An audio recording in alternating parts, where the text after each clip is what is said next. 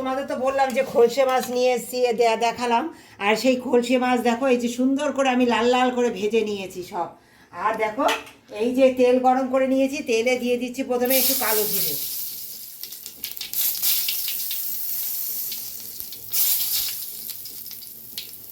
কালো জিরের সুন্দর গন্ধ বেরিয়ে গেছে, দিয়ে দেবো পেঁয়াজ বাটা।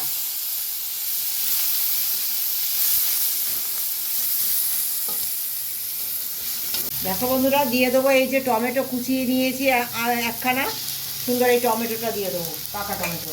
আর দিয়ে দেবো দেখো জিরে বাটা। আমি কিন্তু ধনিয়া বাটা দিচ্ছি না মাছে। জিরে বাটা, সামান্য নুন, হলুদ, একটু সামান্য রং হওয়ার জন্য কাশ্মীরি লঙ্কার গুঁড়ো, কাঁচা পাকা লঙ্কা, আদা বাটা, এই সমস্ত কিছু আমি দিয়ে দেবো। দিয়ে সুন্দর করে মশলাটা কষাবো। মশলা প্রায় কষানো হয়ে গেছে 80%। এবার এই সিদ্ধ করা আলুগুলো দিয়ে আমি সুন্দর আবার একটু কষাবো।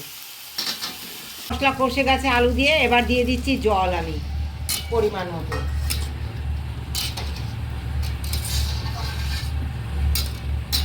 দিয়ে দেবো এই যে সুন্দর মাছগুলো, হ্যাঁ, ভেজে রাখা সমস্ত মাছ আমি দিয়ে দেবো।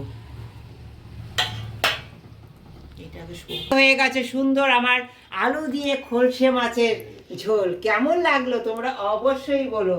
হ্যাঁ, আর নামাবার আগে আমি কিছু কাঁচা পাকা লঙ্কা দিয়ে দেবো। দেখো, নামাবার আগে দিয়ে দিচ্ছি কিছু কাঁচা পাকা লঙ্কা।